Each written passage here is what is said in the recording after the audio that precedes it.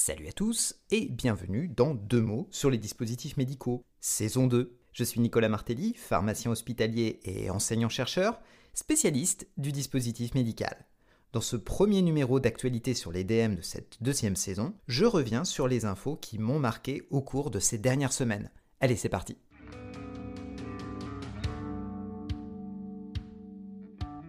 Deux mots sur les dispositifs médicaux, le podcast qui, en moins de 2, vous en dit plus sur les dispositifs médicaux.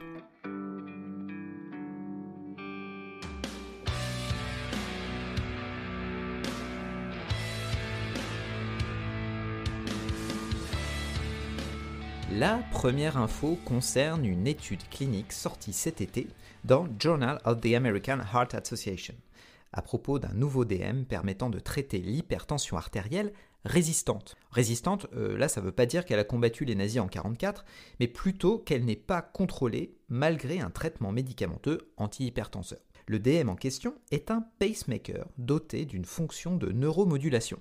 Pardon ? Oui. Vous avez bien entendu un pacemaker. Alors si vous suivez ce podcast, ce que je pense, on a déjà parlé des pacemakers lors de la saison 1. Et vous êtes étonné car je vous avais dit qu'un pacemaker, cela servait à réguler le rythme cardiaque, en particulier chez les patients qui ont un cœur qui bat, disons, trop lentement.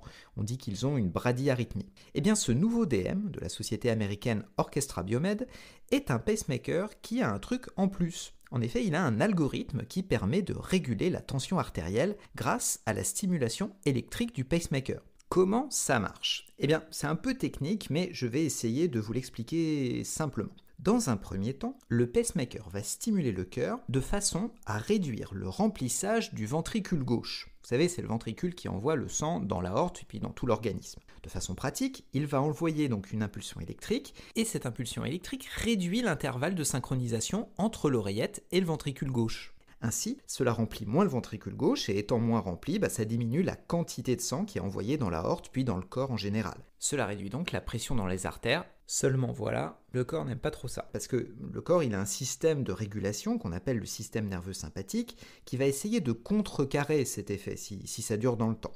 C'est là où le pacemaker, et donc cet algorithme est très malin parce que juste après avoir réduit le volume d'éjection du ventricule gauche, il va laisser passer 2 ou 3 battements normaux pour leurrer le système nerveux sympathique et éviter que la tension ne remonte. Ouais, c'est quand même très malin.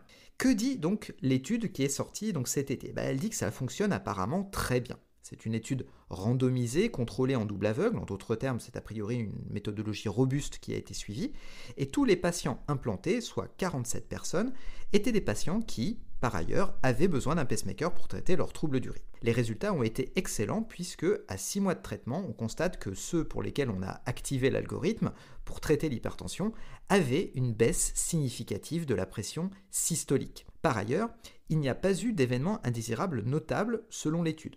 Donc thérapie très prometteuse, car environ 70% des patients qui nécessitent l'implantation d'un pacemaker sont des patients hypertendus. A noter aussi que c'est un algorithme intégrable dans des pacemakers déjà existants. Enfin, dernier point, il reste à savoir si ce serait aussi intéressant pour les patients qui ne nécessitent pas de pacemaker, qui se feraient donc implanter un pacemaker uniquement pour bénéficier de ce traitement pour l'hypertension résistante. À suivre de près donc. La deuxième info n'est pas toute récente puisqu'elle a été rendue publique en juillet dernier.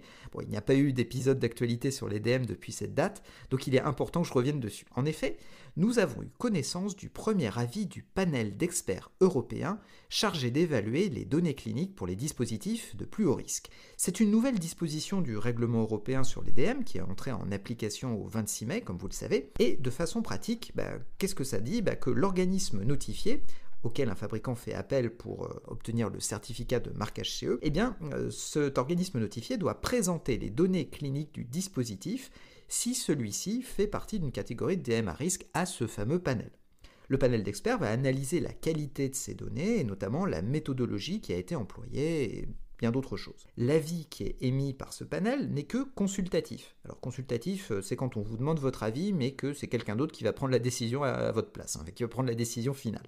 En effet, les experts n'ont aucun pouvoir de sanction dans ce processus. Toutefois, il est clairement stipulé dans le nouveau règlement européen que l'organisme notifié doit tenir compte de l'avis des experts, ce qui revient à dire que si l'avis est défavorable, il faut revoir sa copie. Ce premier avis était donc très attendu, car on allait voir pour la première fois comment se comporterait ce panel panel d'experts. Le premier DM en question qui a fait l'objet de cette analyse était une sorte de substitut osseux pour la chirurgie dentaire. Eh bien, le panel, il a été plutôt sévère.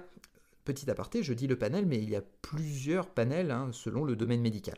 Donc le panel qui a analysé ce nouveau produit a donc été sévère car l'avis rendu est nettement défavorable. En effet, les experts se sont exprimés sur la qualité des données, sur la pertinence de leur évaluation par l'organisme notifié, et l'avis souligne qu'il y a un manque de cohérence entre les preuves cliniques présentées et les 7 indications qui sont revendiquées par le fabricant.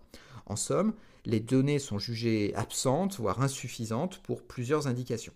Donc beaucoup de choses à revoir et c'est un vrai peut mieux faire. La troisième info concerne une série d'études américaines très intéressantes sur la consommation de cannabis chez les patients devant subir une chirurgie orthopédique, comme par exemple l'implantation d'une prothèse de hanche ou une prothèse de genou.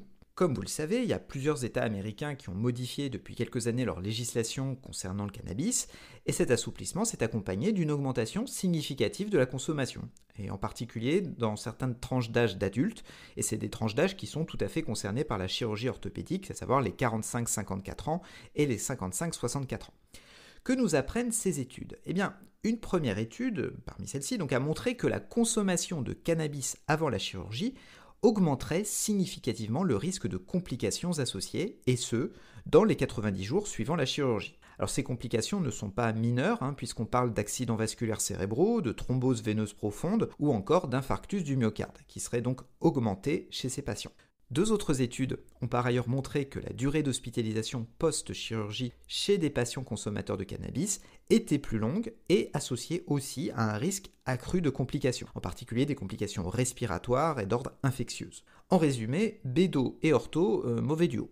La dernière info est une info en bref, disons, qui concerne la notification d'un nouvel organisme au titre du nouveau règlement européen 2017-745. Ceci porte à 23 le nombre d'organismes notifiés actuellement présents. On notera que parmi tous ces organismes, les Allemands sont bien représentés avec 6 organismes, les Italiens avec 5, les Hollandais avec 3, et toujours qu'un seul organisme français à ce jour. En résumé, du nouveau dans la prise en charge de l'hypertension artérielle résistante avec un algorithme intégrable au pacemaker. Le panel d'experts européens a rendu sa première copie, et elle est salée.